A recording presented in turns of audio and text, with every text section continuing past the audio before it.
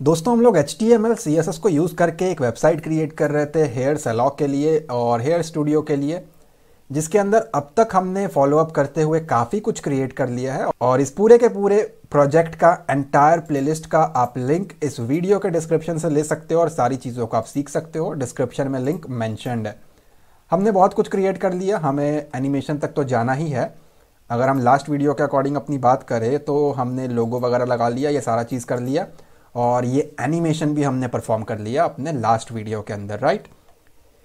अब अगर आप नोटिस करोगे तो राइट हैंड साइड पे मेरे पास एक मेन्यू का आइकन है, नेविगेशन बार जिसे हम कहते हैं।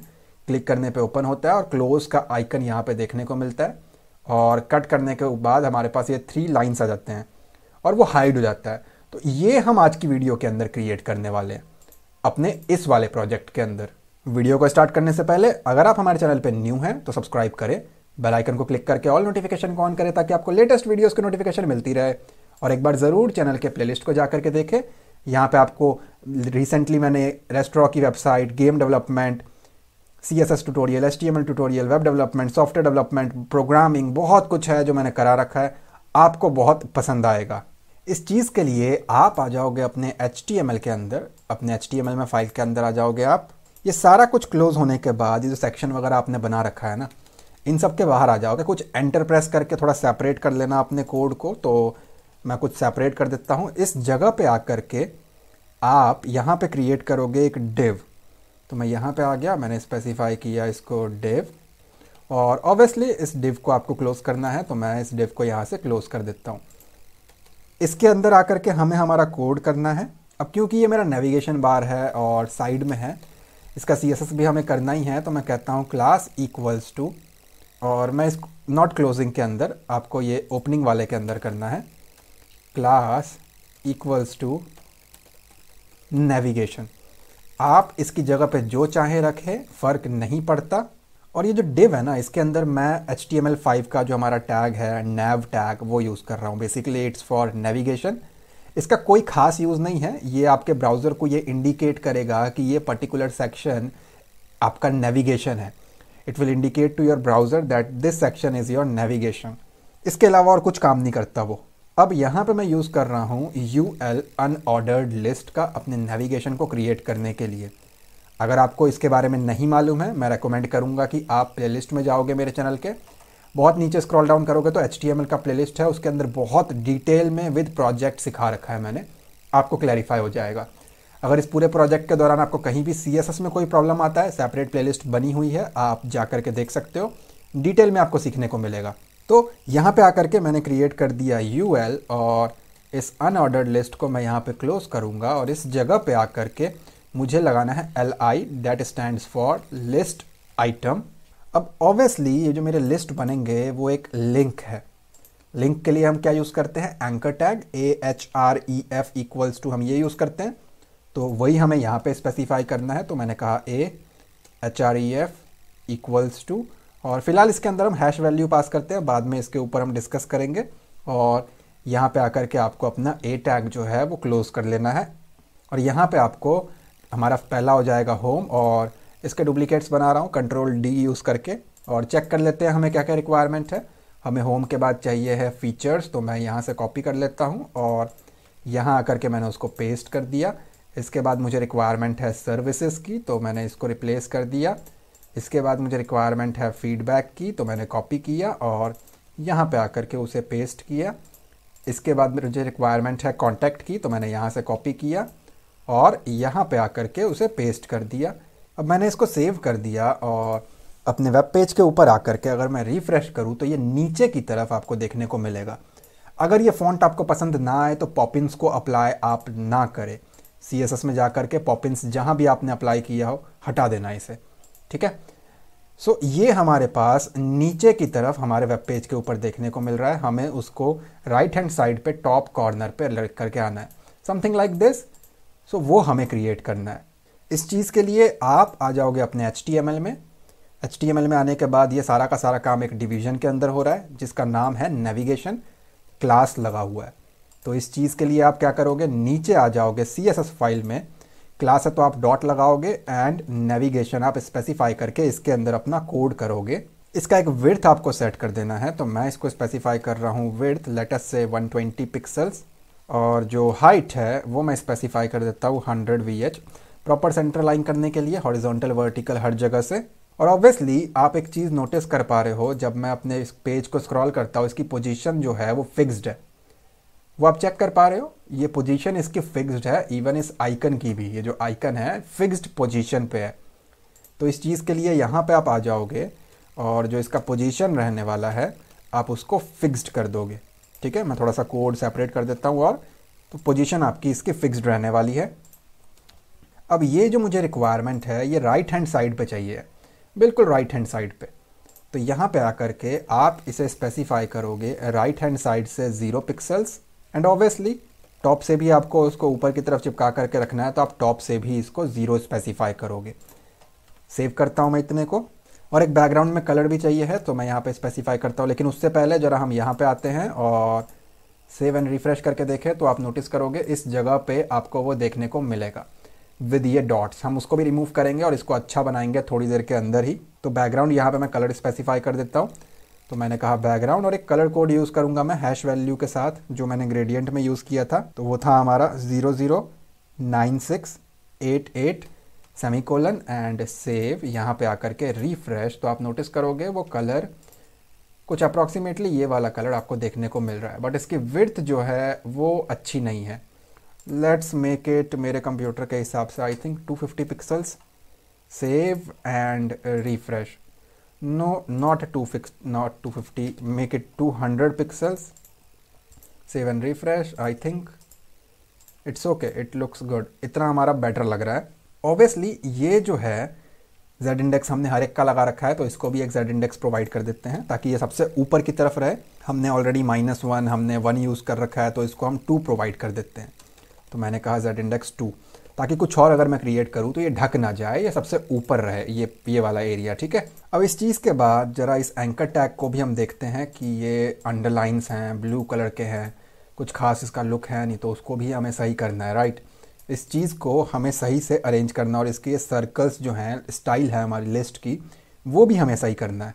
सो इस चीज़ के लिए मैं आ रहा हूँ अपने HTML फाइल के अंदर, जो हमारा डिव का एक नेविगेशन है क्लास, उसके अंदर ये मेरा nav टैग है।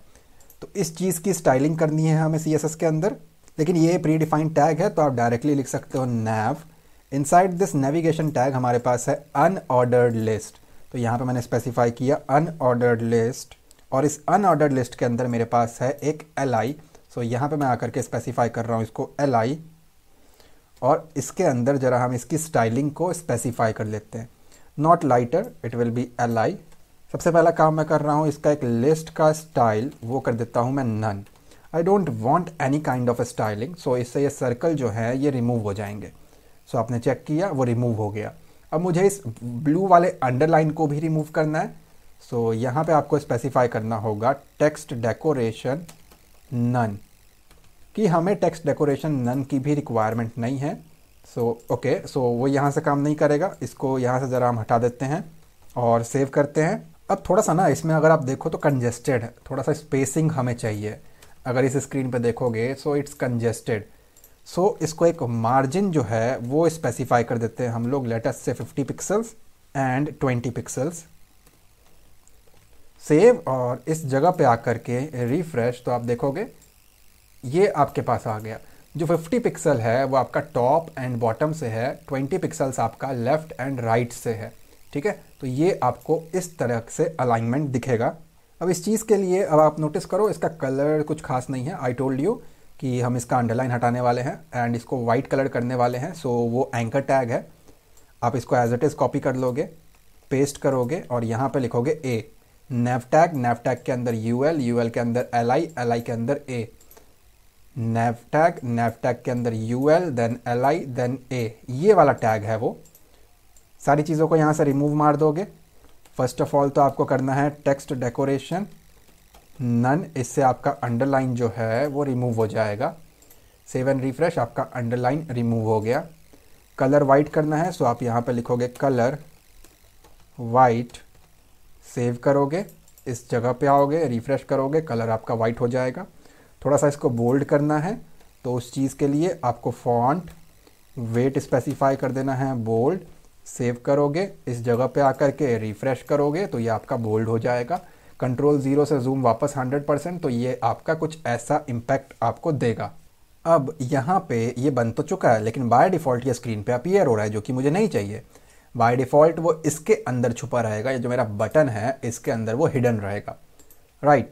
सो इस चीज़ के लिए आप आ जाओगे अपने HTML फाइल के अंदर अगेन, एंड ये जो आपने डिव पूरा का पूरा क्लोज किया है, इसके बाहर आकर के आप एक न्यू डिवीजन क्रिएट कर लोगे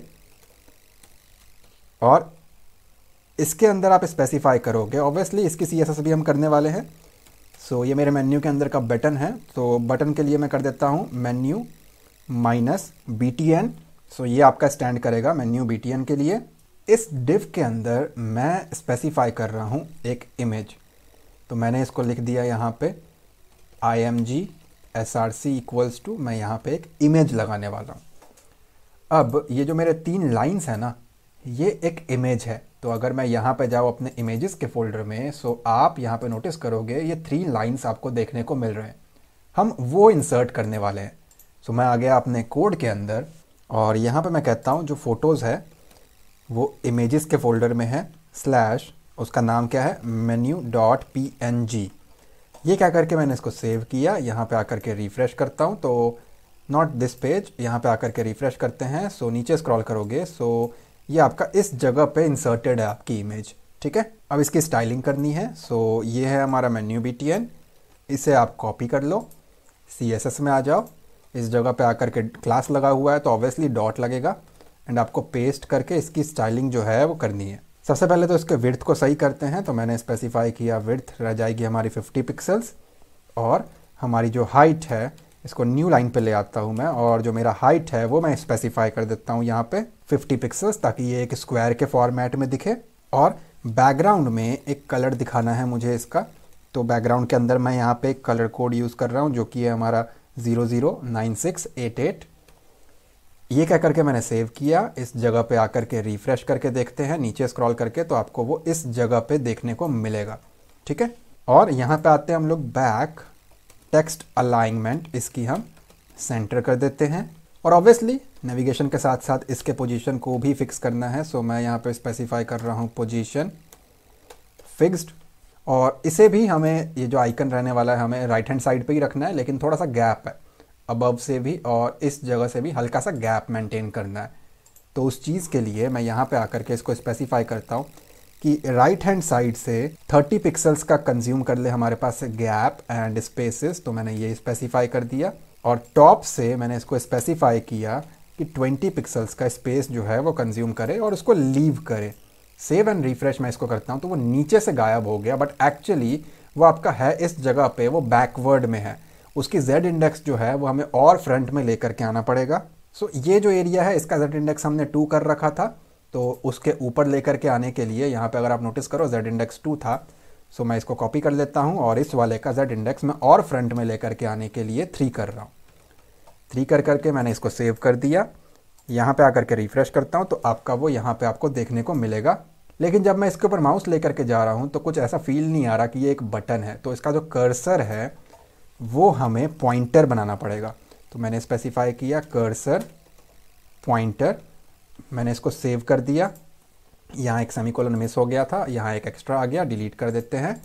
सेव एंड रिफ्रेश। अब अगर इसके ऊपर माउस जाएगा तो ये एक बटन की तरह आपका एक्ट करेगा।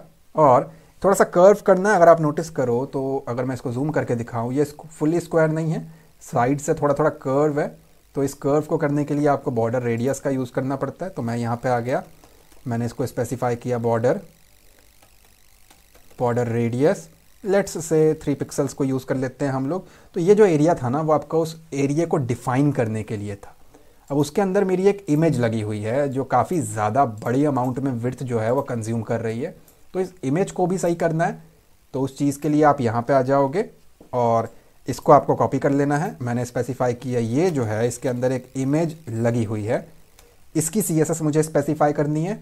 और इसकी जो विड्थ है वो मैं यहाँ पे सेट कर देता हूँ विड्थ 20 पिक्सल। ध्यान दें ओवरऑल हमारे पास 50 का अलाइनमेंट है, हम उसमें से 20 यूज़ कर रहे हैं। और ये किस जगह पे रहेगा, तो मैंने कहा हाइट भी हमने 50 ले रखा है, तो मैं इसको स्पेसिफाई कर देता हूँ 15 पिक्सल्स मार्जिन रहेगा। सेव करते हैं, इस जगह पे आकर के रिफ्रेश करते हैं तो वो आपको छोटा सा देखने को मिलेगा। राइट, ये एरिया आपका बन करके तैयार है। अब हमें ऑब्वियसली इसके ऊपर क्लिक करने पे ये गायब होना चाहिए, समथिंग लाइक दिस। तो ये भी हमें क्रिएट करना है, लेकिन ये वीडियो ऑलरेडी काफ़ी ज़्यादा बड़ी बन चुकी है, सो मैं इस ट्यूटोरियल को यहीं पे एंड करना चाहूँगा और उम्मीद करता हूँ आपको अब तक इतना समझ में आ चुका होगा। अगर आपने इस सीरीज़ को फॉलो अप नहीं किया है तो डिस्क्रिप्शन से लिंक ले और फॉलो अप कर सकते हैं। अगर ये वीडियो आपको अच्छी लगी और समझ में आ चुका हो तो प्लीज़ लाइक करें और कमेंट में अपना फीडबैक दें। चैनल पे नहीं हो तो सब्सक्राइब करें, बेल आइकन को क्लिक करके ऑल नोटिफिकेशन को ऑन करें ताकि आपको लेटेस्ट वीडियोस की नोटिफिकेशन मिलती रहे। मैं मिलता हूं आपसे अगली वीडियो में। Thanks for watching guys.